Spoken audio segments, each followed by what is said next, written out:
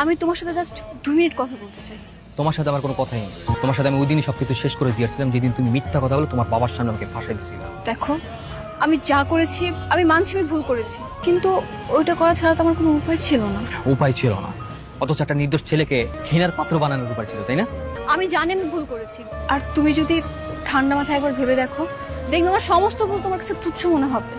তোমার কাছে যে ব্যাপারটা তুচ্ছ সেটা আমার কাছে মোটেও তুচ্ছ না, কারণ যে অপমান আর লাঞ্ছনার শিকার আমি হয়েছি সেটাকে তুমি হাজারবার সরি বলে ফিরে দিতে পারবা?